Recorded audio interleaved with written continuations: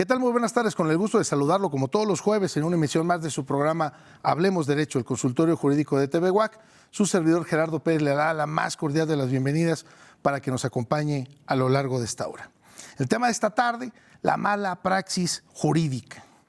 La mala praxis legal es un tipo de negligencia profesional que comete un abogado mientras representa a un cliente.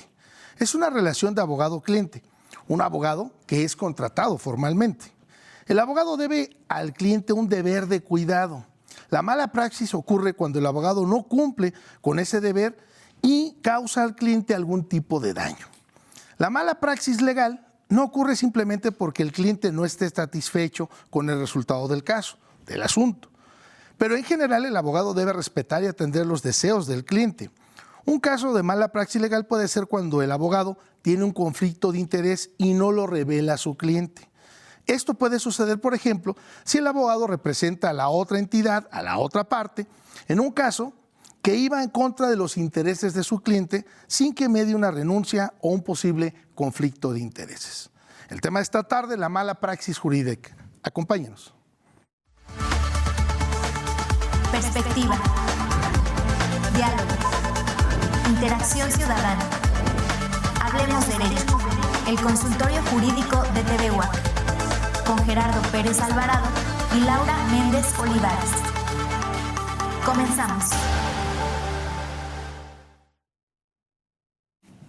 Licenciada Laura Méndez, muy buenas tardes, con el gusto de verte como todos los jueves. ¿Cómo está, licenciado? Buenas tardes, pues igualmente para mí es un placer saludarlo nuevamente como cada semana y dar la bienvenida, por supuesto, a todo nuestro auditorio que amablemente nos sintonizan cada jueves. Quiero recordarles que esta transmisión es completamente en vivo, aquí desde el Cerro de las Campanas, y usted nos puede ver, por supuesto, por la señal de TV UAC, pero también a través de televisión abierta, en el sistema Megacable, en el canal 124, en el 24 de Axtel, el 14 de Easy, entre otros sistemas de televisión por paga. También lo invitamos a que nos busque en redes sociales. Aparecemos en Facebook, en YouTube y en Spotify como Hablemos Derecho, el consultorio jurídico de TV UAC, así el nombre completo. Y en estos medios usted puede ponerse en contacto con nosotros. Por supuesto, estamos aquí en vivo atendiendo sus comentarios, pero también puede enviarnos mensajes privados si es que usted requiere de alguna orientación o alguna asesoría jurídica sobre el tema que vamos a abordar el día de hoy o cualquier otro tema de índole legal. También por estos medios puede ponerse en contacto para canalizarlo con autoridades o con nuestros invitados, por supuesto, expertos en cada tema de los que hablamos. Finalmente, en redes sociales, usted puede ver el contenido completo del programa, este programa y también los anteriores. Ahí, si le interesa algún tema en particular, es este el medio por el cual usted puede tener contacto con nosotros. Pues bueno, fíjense que primeramente agradecer enormemente a nuestro invitado que ha aceptado la invitación. Quiero comentarles que con los acercamientos que ha tenido las diferentes organizaciones de abogados aquí en el Estado, en concreto la Asociación Queretana de Abogados, con la presidenta del tribunal, incluso en un reciente desayuno que tuvimos, los presidentes de estas asociaciones y por supuesto un desayuno que tuvo la Asociación Queretana de Abogados con la presidenta del tribunal, pues incluso nos pedía esta apertura para que todo el personal del Poder Judicial, bueno, pues participara y diera a conocer las actividades que realiza el Poder Judicial y por supuesto tener este acercamiento con la sociedad, pues a fin de cuentas a la cual nos debemos cuando usted paga sus impuestos. Así pues, agradezco enormemente pues que haya aceptado la invitación nuestro invitado, porque además, desde el punto de vista, como lo comentábamos en la introducción, cuál es la praxis o cómo se lleva a cabo la práctica jurídica del día a día del abogado, pues me parece que puede aportar muchísimo para que usted, amable televidente, pues tenga la certeza también, o puede usted al momento de contratar los servicios de un abogado, tenga usted el conocimiento y el expertise suficiente para que pues contrate a un buen abogado, ¿verdad? Entonces, maestra Laura, si podremos presentar a nuestro invitado para entrar en tema. Claro que sí, con mucho gusto. El día de hoy está con nosotros el maestro Juan Salvador Uribe Ojeda. Para que lo conozcan mejor, les comento que él es licenciado en Derecho, por supuesto egresado de esta máxima casa de estudios. Asimismo cuenta con una especialidad en Administración de Justicia y también con una maestría en Administración de Justicia, esto por parte del Instituto de Especialización Judicial del Poder Judicial del Estado de Querétaro, del Tribunal Superior de Justicia. Asimismo, dentro de sus principales actividades profesionales, el maestro Juan Salvador se ha destacado como parte del Poder Judicial en el Estado por más de 10 años y posterior a ello actualmente se desempeña como asesor y como docente en diferentes instituciones educativas, tanto públicas como privadas. Asimismo, es abogado postulante al día de hoy, especialista en amparo y en derecho privado. Entre otras actividades, en esta se ha destacado el maestro Juan Salvador Uribe, a quien por supuesto le agradecemos muchísimo que haya aceptado la invitación y le damos la bienvenida. Maestro, buenas tardes. Hola, buenas tardes, muchas gracias. Les agradezco bastante la invitación y un honor estar aquí, un placer, mucho. Gracias, maestro. Fíjate que se dice muy sencillo, pero bueno, uno tuvo la oportunidad de conocerte dentro del Poder Judicial y ahora en tu currícula, pues bueno, pues escuchar que cuentas con la maestría en Administración de Justicia, pues se dice muy sencillo, pero bueno, por lo menos tienes también todo el bagaje de lo que son las entrañas del Poder Judicial, ¿verdad? Entonces, va a ser una plática muy enriquecedora en el sentido de conocer cuál es el talón de Aquiles o por qué razón a veces los asuntos se demoran. Claro, puede haber una línea muy delgada, maestro, y eso ahorita será importante que tú no lo comentes, una línea muy delgada entre la falta de profesionalización del abogado, ¿correcto? Que yo coincido, o en esta mesa lo hemos platicado, que así como tenemos médicos o cualquier profesión, ¿verdad?, que requiere de una especialización, pues también el abogado, porque terminamos la licenciatura en 4 años y medio o en 5, pero a veces nos damos cuenta que no tenemos todo el conocimiento. Si aún así, además de seguir estudiando, yo mismo luego digo, caray, como que cada día sé menos, ¿qué pasa, no? Entonces, puede haber una línea muy delgada, repito, entre la falta de profesionalización y la mala praxis, ¿no?, que puede darse desde no poner correctamente un nombre, desde no pedir las pruebas que necesito o las pruebas idóneas para acreditar determinado hecho, hasta, pues simple y sencillamente nada más decir voy a patrocinar y no hago nada, ¿no? O de plano abandonar un juicio, que ahí, pues más adelante, si la plática no lo permite, pues también entraríamos en responsabilidades de orden penal, por supuesto. Y me gustaría empezar, maestro, si tú no tienes inconveniente, me lo permites, que nos pudieras comentar entonces qué es la mala praxis del derecho, qué entendemos por la mala práctica del ejercicio profesional. Claro, la mala práctica del ejercicio profesional, precisamente como se señala en esta mesa, es esa conjunción entre falta de profesionalismo, tanto jurídico, pero también ético. ¿Por qué? Bueno, el derecho es cambiante, el derecho evoluciona y el derecho se va adaptando a la sociedad. ¿Qué es lo que pasa en estos supuestos? Primero, ejemplo, falta de ética, como se señaló. Se cobra por un asunto que ni siquiera se ha presentado la demanda. Entonces, bueno, desde ahí ya tenemos una situación adversa. ¿Por qué? Porque hay un engaño, una falsa apreciación de la realidad para con el cliente. Y luego van con otro abogado y dicen, bueno, apóyame a revisar qué es lo que ha hecho mi titular. ¿Te das cuenta que ni siquiera ha presentado la demanda? Y por supuesto que ya cobró. Entonces, de entrada, ética. Segundo supuesto, combinando la teoría sobre todo con la práctica. ¿Qué es lo que pasa?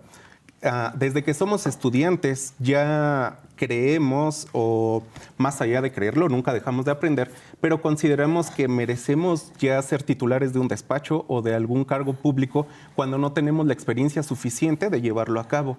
¿Y qué acontece? Vamos aprendiendo entre el ensayo y el error. ¿Y quiénes son los afectados? Pues definitivamente nuestros clientes. Entonces, es una manera trascendente de determinar la mala praxis. Reitero, la actualización. Ejemplo, materia mercantil. Hoy que tenemos oralidad, bueno, ya es un pronunciamiento totalmente diferente. ¿Qué decir de la materia penal? También ya tenemos oralidad. Estamos entrando incluso en la materia laboral para esos mismos efectos. Desafortunadamente, hay quien considera, o algunos colegas consideran que, bueno, ya por tener un trabajo continuo y constante no es necesario actualizarse, y desafortunadamente no es así. Lo vemos en la práctica, ¿no? Fíjate que tomas o retomas un tema muy importante, maestro Juan Salvador, que me parece importante cuando tú lo comentabas, cuando vemos un asunto o la persona nos consulta el asunto, el actuar, el trabajo del otro abogado. Me parece una cuestión muy delicada, maestro, primero por dos cosas. Y ya yo espero que tú nos puedas disipar un poco o igual coincidas o no coincidas, ¿verdad? Uno, señores, es muy delicado estar juzgando el trabajo de la otra persona, porque simple y sencillamente a veces uno mismo genera el propio desprestigio que se genera socialmente hablando de la ética profesional del abogado. Dices, oye, pues ¿con quién fuiste? Este cuate es un carnicero, o este cuate es plomero, menos abogado. O sea, no, está mal su trabajo. Y la verdad es que no valoras todo. Lo que tú quieres es quedarte con ese cliente y no me parece que sea lo más correcto posible. Hablando de la ética, como lo comentabas. Dos, no, hombre, yo le hubiera cobrado menos. Otro gran problema, ¿no? Y vemos, decía Laura, que incluso en el periódico anuncios, ¿no? Divorcio express. Lo divorcio en un mes, 3,000, 4,000 pesos, dices, pues ni 5 años de estudio, o sea, no es tampoco el que cobre 50,000 es el mejor. La cuestión es que, ¿cómo vamos regulando esta ética? Y te repito, ¿por qué tenemos que juzgar el trabajo del otro? Claro, por supuesto. Si me dices, no lo abandonó, no ofreció pruebas, no promocionó. Pero ya con conocimiento de causa.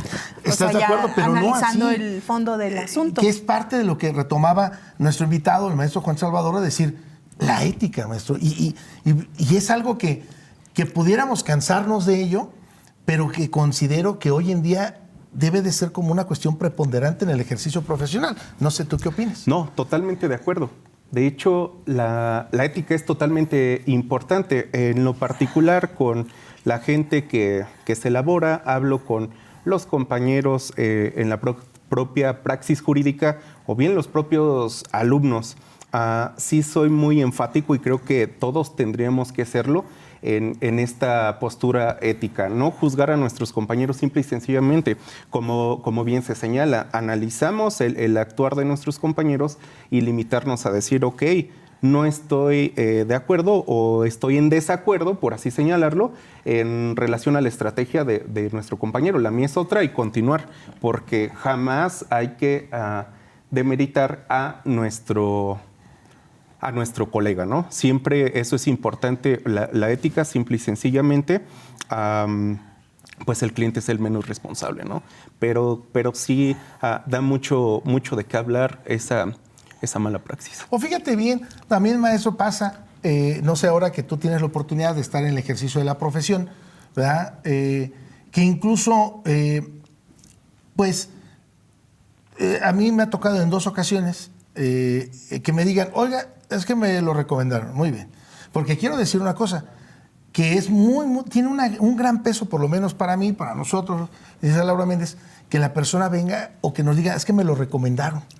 Porque incluso hubo un tiempo que a veces hasta en revistas o luego llegaban y, oiga, le doy una promoción, mire, contrátenos 6 meses y le regalo otros 6 meses aquí en la revista, en el periódico. Y pues la verdad es que con toda honestidad nunca llegó un cliente por esas promociones o esa publicidad. Llegaba por la cuestión de boca en boca, ¿no? Entonces, para mí es tiene un alto grado de responsabilidad cuando dicen, oiga, es que me lo recomendaron, ¿no? Y luego me tocó, repito, en un par de asuntos que yo veía el asunto y le decía, oiga, pero aquí lo tiene tal abogado y lo está patrocinando. No, pero quiero que me dé usted su opinión. A ver, le digo, no, yo no puedo darle una opinión porque usted tiene este abogado, ¿correcto? Ya terminó su relación con el abogado. No, es que, no, discúlpeme, pero no puedo, ¿no? Claro. Y 2, en una ocasión me dijo, no, ya voy a terminar con él. Y yo le marqué delante de ahí, le digo, permítame, déjeme, le marco al abogado. Y le digo, oye, el licenciado, tal, sí, a la orden, ¿qué pasa? Oye, traes el asunto tal, fíjate que me están consultando, nada más quiero ver si ya te pagaron tus honorarios. Y no le habían pagado, entonces dije, no, pues si yo lo llevo menos me va a pagar. Entonces, creo que vuelvo a repetir, necesitamos, y vuelvo a coincidir, pues esta mala praxis también se da en la cuestión y la falta de ética, porque pues queremos llevar un asunto y hacemos todo por a veces, no sé si sea la palabra muy adecuada, pero robarle el cliente a la persona, al otro compañero, y pues ni siquiera, si no le pagó al otro, pues menos te va a pagar a ti. Entonces como que necesitamos, yo creo que apostarle también un poco o un tanto a la colegiación, maestro, que por lo menos tengamos calidad moral como asociación, gremio de abogados, pues decirle, oye, me parece que como la forma que tú litigas no es la más correcta, ¿no? No sé tú cómo lo visualizas ahora en la práctica profesional. Sí, totalmente de acuerdo. Tenemos que llenarnos de elementos para poder dar al respecto esa opinión, porque coincido, y en la práctica pasa que bueno, el abogado que era el titular ya deja de patrocinar ese asunto definitivamente porque no le han pagado. Y esa sí es también una totalmente triste en ese sentido. Aquí viene a colación a lo mejor algo que ha pasado igual en la práctica, que llegan a solicitar tus servicios y te dicen, bueno, debo 50,000 pesos, por poner un ejemplo, y firme un título de crédito. Está perfecto, entonces ¿te entregaron esa cantidad? Sí, por supuesto. Ok, entonces, ¿qué es lo que buscas? ¿Busco no regresarla? No, pues ahí también no somos magos, ¿no? Somos abogados y en honor a la justicia, ¿de qué manera podemos apoyarlo? Ok, tratar de llegar a un convenio o en cómodas facilidades, pero definitivamente tiene que entregar esa cantidad que ha recibido, ¿no? Entonces, sí, totalmente de acuerdo en ello. Sí, licenciada Laura Méndez. Sí, bueno, en este sentido creo que es importante distinguir dos escenarios. Por un lado, justo lo que acabas de comentar, maestro, el tema de que hay asuntos en los que nosotros como abogados tenemos pues la obligación de analizarlo y generar, por decirlo de alguna manera, un diagnóstico. Yo considero que esto es lo que tú puedes obtener en juicio, o yo considero que tienes que cumplir con estas obligaciones y exponérselo así al cliente. De esto, por supuesto, dependerá el resultado del procedimiento, porque a final de cuentas pues hay obligaciones que se tienen que cumplir o efectivamente hay obligaciones que podríamos formular al respecto a alguna excepción. Pero hay otro escenario en el cual el resultado del procedimiento no es el esperado, pero no por una cuestión de fondo, sino por precisamente una práctica jurídica inadecuada o indebida. Y en este sentido, maestro, sería importante que nos comentara cuáles son esos principales errores o respecto a qué es común que se cometan errores por parte, por supuesto, del abogado dentro de un procedimiento que tornan efectivamente una mala defensa en un asunto concretamente civil. ¿Cuáles podrían ser estas situaciones, maestro? Sí, importantísima ese cuestionamiento. Pues bueno, hay varios, desde la propia confusión de términos hasta, en su caso, la mala presentación o a destiempo de documentos necesarios. Ejemplo, hay licenciados o llamémoslo colegas que desafortunadamente desconocen cómo se puede computar un plazo. Entonces, por ese desconocimiento, contestan la prevención a destiempo o simple y sencillamente no la contestan.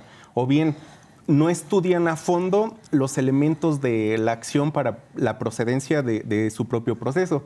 Quieren acreditar, ejemplo, un pago o más que un pago, la existencia de un contrato a través de, voy a ser totalmente radical, una prueba que nada tiene que ver, como lo es una presunción. Entonces, a veces el desconocimiento del correcto material probatorio para acreditar los elementos de nuestra acción, pues bueno, trae como consecuencia esta mala praxis, sumado al desconocimiento, también reitero, de los propios elementos de la acción. Entonces, en la praxis, desafortunadamente, se concede o se da un mal consejo, más que mal consejo, una mala asesoría al cliente, que si ya ganamos, si no, espérate, jamás puedes anticipar el resultado de un proceso, puesto que tú no lo firmas, ¿no? Claro, eso es importante. Las personas, por supuesto, a lo mejor una pregunta muy recurrente, una persona que requiere contratar los servicios de un abogado, es común que le pregunte, bueno, ¿y se va a ganar?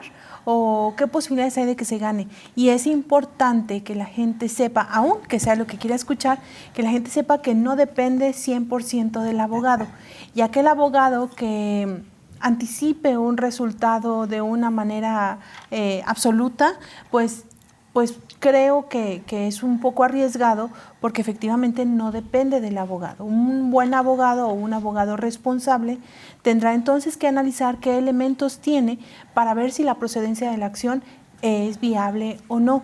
Y eventualmente la gente pues tiene que conocer esa situación legal, pues precisamente para evitar voy a ir con otro abogado o con otro hasta encontrar el que me diga lo que yo quiero escuchar. No se trata de eso. Sí es importante que el abogado tenga esa sensibilidad y esa responsabilidad, pues para dar un diagnóstico o para dar una asesoría jurídica pues adecuada y certera. Y en este sentido, maestro, sería la pregunta si una asesoría, solo una asesoría, no una representación propiamente, una asesoría legal o una mala asesoría legal pudiera tener consecuencias, en este caso, para el abogado. Sí, por supuesto. Una mala asesoría legal ya tiene consecuencias incluso hasta penales, porque como bien ha quedado señalado en esta mesa, ¿no?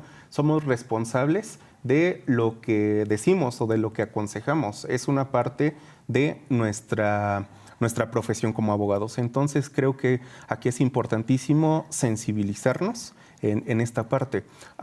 Sí, son los expedientes, pero los expedientes son el reflejo de actuaciones de personas, son seres humanos como nosotros.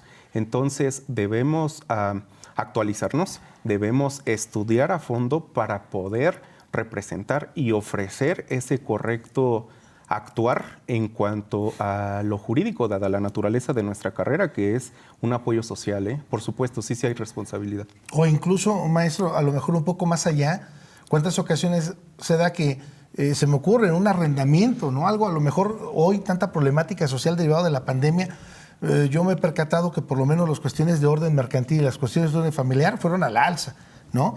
Una situación sumamente complicada y a lo mejor una cuestión de arrendamiento, que le digan, oye, pues no me ha pagado 3, 4 meses, medio año, no, pues y al parecer ya ni siquiera vive o ya no va muy seguido al negocio, a la casa.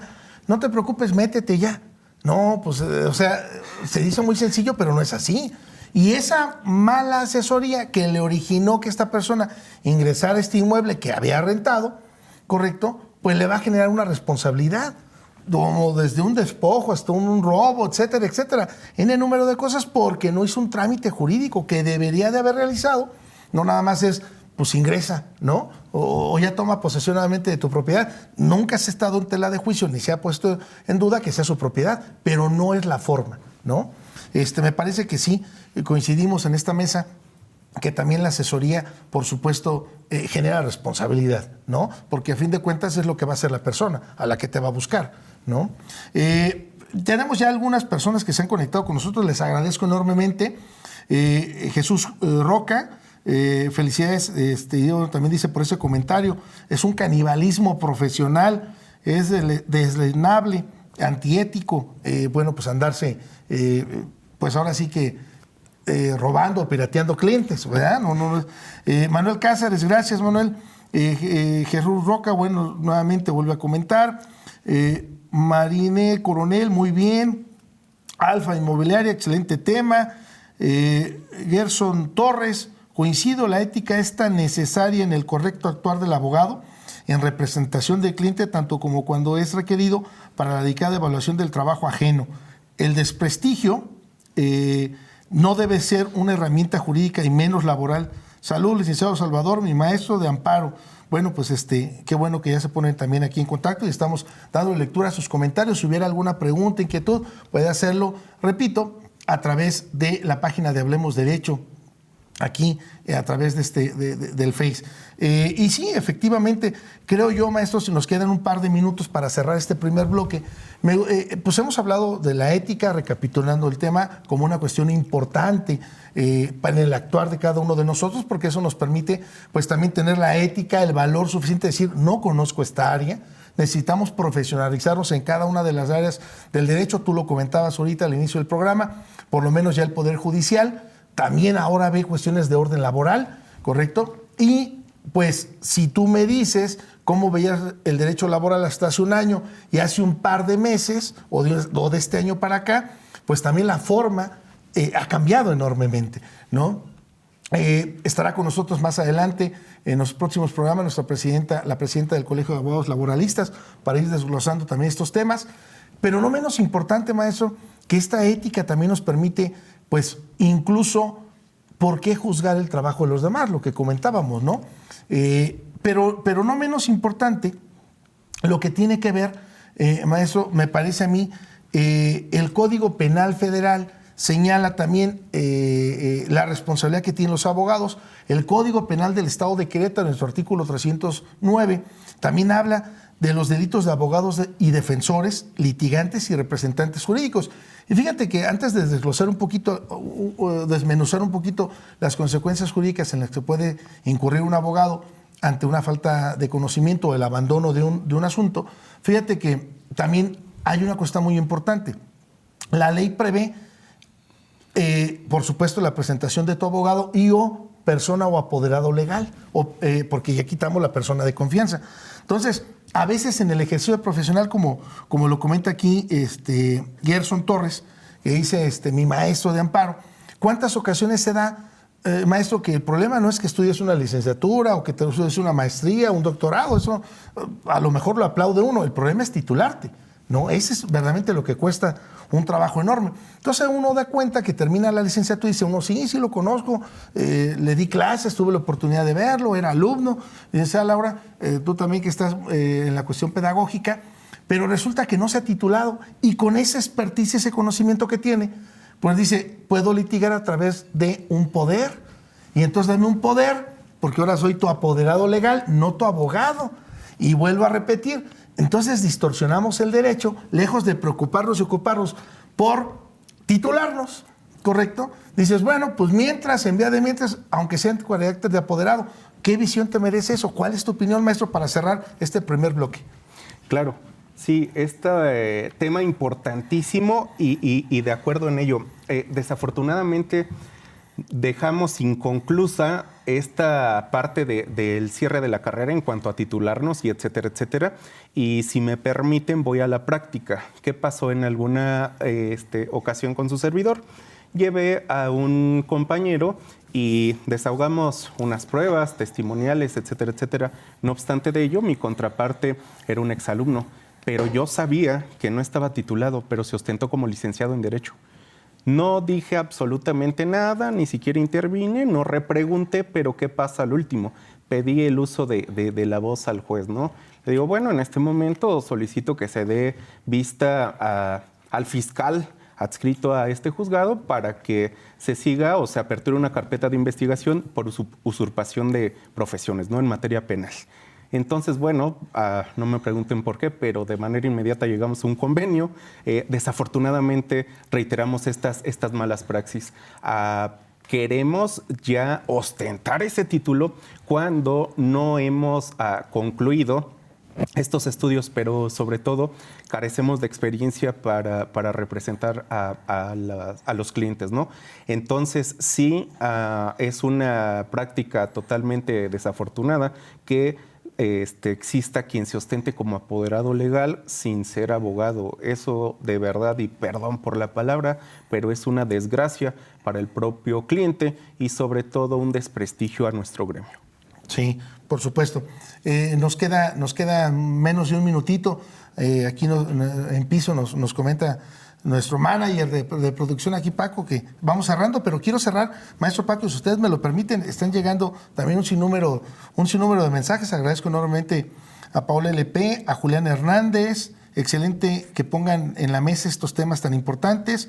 Julián, y si los abogados Dice, ¿y si los abogados contrarios presentan pruebas falsas? Bueno, ¿qué les parece si regresamos con esta pregunta? Y 2, ¿qué sanciones, nos pregunta aquí Marcelina, qué sanciones imponen los abogados cuando realizan malas praxis en el juicio? Regresamos con estas preguntas para desarrollar este tema. Vamos a la pausa y regresamos. Regresamos.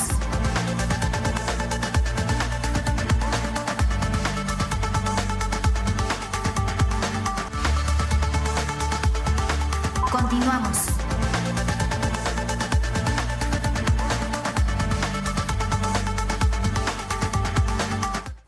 Ya estamos de regreso completamente en vivo en su programa Hablemos Derecho, el consultorio jurídico de TV WAC.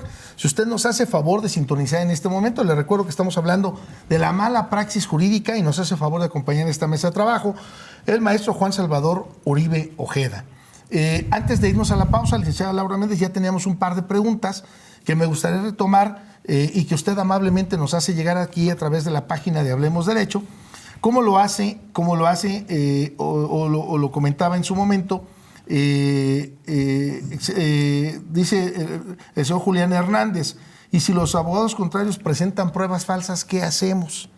Me gustaría enlazar 2 o 3 preguntas, maestro, para irlas desarrollando y que tengas oportunidad de poderlas comentar. Una, repito, del señor Julián Hernández, y si los abogados contrarios presentan pruebas falsas, ¿qué se hace? ¿No? Nos pregunta también Celina, ¿qué sanciones se le imponen a los abogados cuando realizan malas praxis en un juicio? ¿Se puede fincar una responsabilidad de algún tipo o demandar el pago de la reparación del daños y perjuicios por haber llevado mal este juicio? Beca Rivera, la ética es fundamental en la práctica del abogado. Coincidimos en esta mesa contigo, Beca. Julián Hernández nos voy a preguntar, ¿y el juez admite estas pruebas sin dar oportunidad de aclarar? Bueno, ahí sería también, salvo lo que nos comenta aquí nuestro invitado, que es el especialista en el tema, pues en la valoración de pruebas, ¿verdad? En un juicio ya se tomará o se hará la ponderación si fueron pertinentes, eficientes estas pruebas para acreditar lo que se pretendía. Alfa Inmobiliaria, es importante, pregunta, ¿sería importante que los jueces, antes de desahogar pruebas, vean que los abogados están registrados en el padrón del Tribunal Superior de Justicia? Bueno, pues ahí, maestro, salvo su mejor opinión, licenciada Laura Méndez, si ya se presentan o incluso cuando se presentan a la audiencia es porque ya están debidamente acreditados como profesionales del derecho con su cédula profesional, pues a lo mejor ya no hay tanta necesidad de presentarse, presentar el registro ante el tribunal. Cosa muy distinta sería que antes de presentar la demanda, pues de una vez ahí se plasmara, ¿no? Fulano de tal, abogado profesional con cédula tal, registrada con número de registro tal ante el Tribunal Superior. Creo que eso también daría una mayor certeza jurídica, por lo menos, porque vuelvo a repetir, lo comentaba nuestro invitado al principio de la mesa, licenciado Laura Méndez, esta carrera no se deja de aprender día con día, ¿no? Entonces, pues sí puede ser licenciado en Derecho, pero pues si nunca o dejaste de ejercer así 5 años, pues te aseguro que las leyes han cambiado enormemente y entonces no tendrás todo el conocimiento. Maestro, ¿por qué pregunta deseas que empecemos? Para darle contestación a nuestro auditorio.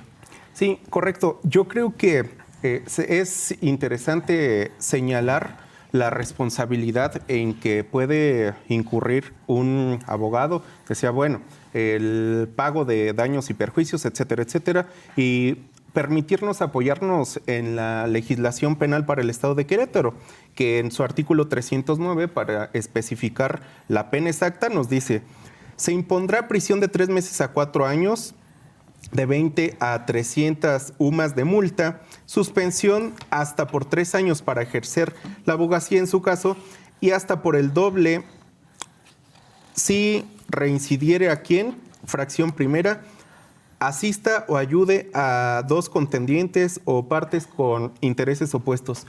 No solo lo tenemos en materia penal, esto en materia civil es el mandato, la doble representación, que de manera, ocasional, vamos a decirlo, acontece, pues bueno, aquí está la sanción.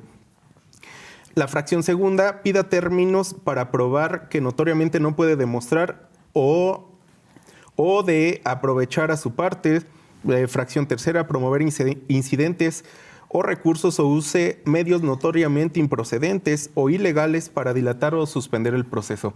En fin, hay muchos supuestos que nos llevan a incurrir en responsabilidad, reitero, tanto penal como civil. Ahora lo trascendente aquí también es acreditarlo, porque no solo por el hecho de señalarlo quiere decir que el abogado pues va a ser el responsable, ¿no? Lo platicábamos. Hay una serie de factores como que no le paguen o simple y sencillamente el cliente le dijo al abogado, tengo estas pruebas, las ofrece y resulta que se le perdieron, etcétera, etcétera. Hay varios factores, pero aquí la respuesta a este cuestionamiento es sí incurre. Ya señalábamos a algunos supuestos en donde se puede sancionar al abogado.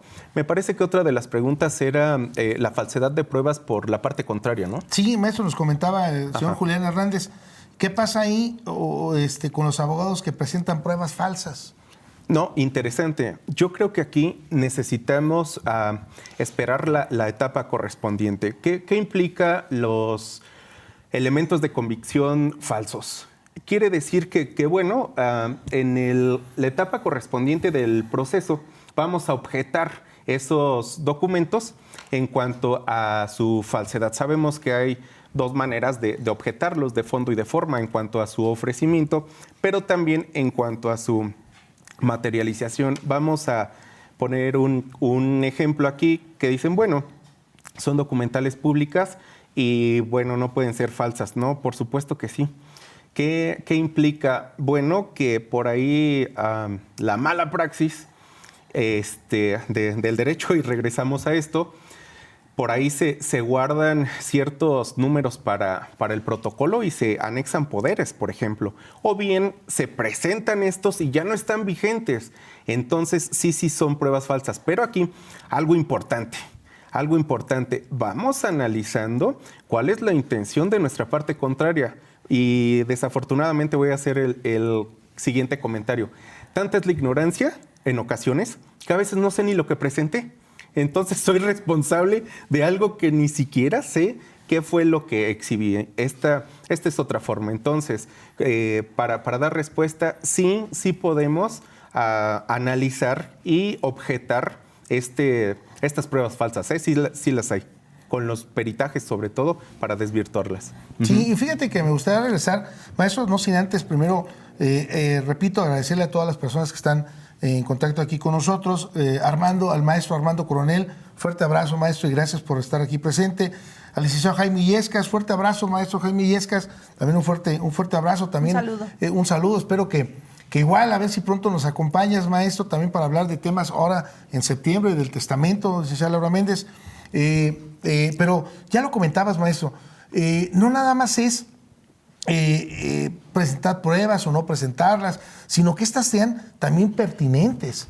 Porque yo creo que también una de las malas praxis, licenciada Laura Méndez, lo comentabas tú al principio del primer bloque, muy importante, es ¿qué voy a ofrecer? ¿Y qué documentales, qué pruebas son las pertinentes o idóneas para acreditar los hechos que yo quiero hacer? Me parece a mí que incluso en la cuestión de orden familiar, de orden civil, muchos dirían lo que abunda no hace daño. No, yo creo que a veces sí hace daño, porque pues si yo quiero acreditar, por supuesto que esta persona, imagínate, en una cuestión de pensión alimenticia, licenciada Laura Méndez, me quiere dar 500 pesos para la manutención de 1 o 2 hijos, y estos 500 pesos a la quincena, pues dices, oye, ni siquiera un salario mínimo, bueno, aunque fuera a la semana, ¿no? Ni siquiera un salario mínimo, si quieres quédate tú con los hijos y yo te doy los 500, ¿no? Pero ¿cómo acredito que tiene un ingreso mayor? Pues con testimoniales. No, yo creo que no es la prueba idónea. Muy probablemente pueda ser, y aquí ustedes como expertos en el área civil, pues a lo mejor un dictamen en materia de trabajo social que pueda acreditar, que haga un estudio precisamente de las condiciones en que vive la persona, y esa puede ser una prueba sumamente eficiente y eficaz para lo que quiero acreditar, que a veces eso nos origina una mala praxis, porque tú puedes decir, pero presenté testigos que decían que sí ganaba, o presenté testigos que decían que tenía determinadas cosas o bienes, pero no la acredité, maestro. ¿O cómo visualizan ustedes, no, maestro? Sí, por supuesto. Totalmente importante, abonando al comentario. La prueba idónea precisamente es en trabajo social o en su caso un informe al propio pagador, si es que se tiene ahí el conocimiento de dónde labora el deudor alimentario, ¿no? Sí, totalmente de acuerdo. En ocasiones no tenemos ni la idea concreta de cómo acreditar lo que estamos solicitando. Y sí, por supuesto, coincido bastante en cuanto a que el elemento de convicción idóneo serán estos dos últimos, por supuesto. Licenciada Laura Méndez, tienes un par de preguntas también. Sí, hay algunas preguntas relacionadas con esta situación de una indebida o incompleta defensa, por llamarlo de alguna manera. Una persona que contrata a un abogado y que se percata, desafortunadamente después de un tiempo considerable, se percata de que posiblemente su asunto no se llevó de la mejor manera, o se pasaron términos, o no se presentaron pruebas, o presentándose no eran las idóneas. Una persona, un ciudadano que recibe la representación de un abogado, que se percata de esta situación en materia civil, porque bueno, en materia penal es diferente, pero en materia civil, de alguna manera, maestro, ¿puede subsanarse esta indebida defensa? Es decir, el ciudadano o el interesado, la parte material del juicio, ¿puede hacer valer que no tuvo una defensa adecuada como un derecho humano? Excelente cuestionamiento. Y aquí, bueno, nos enfocamos en derecho civil. Ya platicábamos al principio, ¿no? Una parte importantísima de nuestro sistema legal o nuestro sistema jurídico también es el derecho constitucional y el amparo. Entonces, dentro del Código Civil existe una disposición normativa, un artículo en concreto, que establece esta situación. Si existen aprovechamiento por la suma ignorancia, notoria inexperiencia de una persona, pues efectivamente podemos, legalmente hablando, defenderlo. Quizá una nulidad de proceso, o no solo una nulidad de proceso, tenemos también recursos ordinarios para tratar de revertir esa determinación. El mismo proceso extraordinario, que en su caso pudiera ser un amparo indirecto o directo, dependiendo la actuación que se va a atacar, que se va a revertir o que se pretende anular. Pero algo importantísimo, tendríamos que analizar el caso en particular para idear o estructurar la estrategia correspondiente. No obstante de ello, una vez avanzado el proceso, sí es complejo, mas no imposible. ¿Por qué? Porque actuamos personas y los seres humanos somos falibles. Entonces, definitivamente tendremos que analizarlo a fondo para, en base al derecho humano que se pone sobre la mesa, revertir o anular estas actuaciones por una indebida defensa. Sí, se dice muy sencillo, maestro, pero también es un tanto cuanto complicado. Por lo menos en la cuestión civil, sí, me parece que es una cuestión medianamente complicada. En la cuestión penal, pues con este avance que iniciamos con los juicios orales, a lo mejor es un poquito más objetivo, ¿correcto? Pero en la cuestión civil, pues repito, porque salvo en la cuestión mercantil, que ya tiene esta proximidad, que ya tiene esta cuestión de oralidad, y que bueno, pues desde la audiencia, o más, desde la demanda tienes que presentar pruebas, todo, qué perito, etcétera, etcétera, pues un tanto cuanto igual que en la cuestión penal, pues acá sí está de frente el juez y puede valorar si tiene la expertise, el conocimiento suficiente, ¿verdad? Si no, pues tampoco la Constitución lo prevé y tú tienes derecho a presentar a tu abogado. Pero si no tiene el conocimiento, el juez hará del conocimiento a la persona, decirle, oiga, su abogado no tiene con toda la expertise. Vamos a coadyuvar y le voy a presentar al de oficio, aun y cuando esté su abogado ahí presente. Pero yo creo que aquí, maestro, yo regresaría a la primera parte que tú comentabas de esta segunda charla, la penalidad que pueden incurrir, porque en muchas ocasiones se puede decidir muy sencillo, pero me parece que si incurrieran en algunas de las hipótesis que maneja el Código Penal, en la conducta que desarrolle, ¿no? O incluso hablando del defensor particular que nada más se presente para decir, sí, soy el abogado, solicito la libertad, lo anterior con fundamento del artículo 20 constitucional y ya, pero no ofreces ningún medio de prueba, pues eso no es una defensa adecuada, ¿no? Y por consiguiente tendrá que tener una sanción, ¿verdad? Me parece a mí, maestro, si me lo permites, ir cerrando con una idea para que nos pueda decir dónde te puede contactar la gente, si tiene alguna duda y qué consejo le darías. Es decir, partimos de, pues, digamos, oiga, señor, pídale que tenga cédula profesional, cerciórese que sea verdaderamente un abogado titulado. ¿Qué consejo le darías, maestro? Y tú una idea para ir cerrando el tema. Claro, sí, por supuesto. Importante esta situación. Entonces, sí, como bien se señala, verificar que tenga una cédula profesional, verificar una trayectoria del abogado, verificar en todo caso que se encuentre registrado en el padrón del Tribunal Superior de Justicia, aunque esto no es totalmente determinante. Hay quien tiene cédula y no está registrado. Esos son puntitos interesantes. En lo personal, creo que tenemos, como iniciamos en el bloque de hoy, que me hicieron favor de invitarme, hay que estar actualizados. Hay que estar actualizados, esto es muy importante y aquí aprovecho, dado el cuestionamiento, en lo particular estamos por aperturar un instituto de especialización, que son estrategias y todos estos cursos, talleres de actualización, conferencias y demás, que se llama CANIC. Entonces vamos a, si me lo permiten, compartirles 2 teléfonos para efectos de contactarnos en este instituto, pues el de su servidor, que para efectos de CANIC, que es nuestro instituto, es el 44 61 35 26 53, y el de la licenciada Verónica López Rivera, que nos ayudará como directora administrativa, el 44 25 71 80 57, y esto sobre todo para efectos de actualizarnos y sobre todo también sino certificar a un abogado, ¿no? Darle ya esa calidad.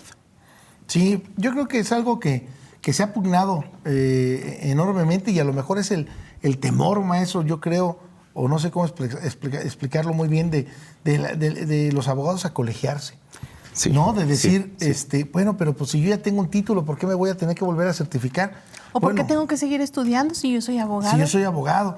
Pues yo creo que poco a poco se irán descartando socialmente hablando.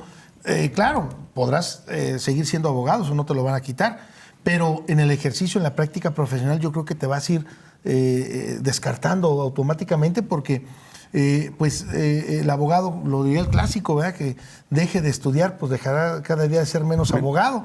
Y ahí tenemos un gran problema. Y qué bueno que tenga la oportunidad en este espacio de pues, generar este instituto, ¿no? Que apenas se está consolidando, para que pues, se pueda dar la oportunidad también, maestro, porque me parece que yo preferiría tener 20 alumnos y no 2, ¿no? Entonces, a mí me gustaría que bueno, pues realmente también fueran cuestiones muy, muy asequibles, porque también la situación económica del abogado litigante, no todos son tan prósperos, ¿verdad?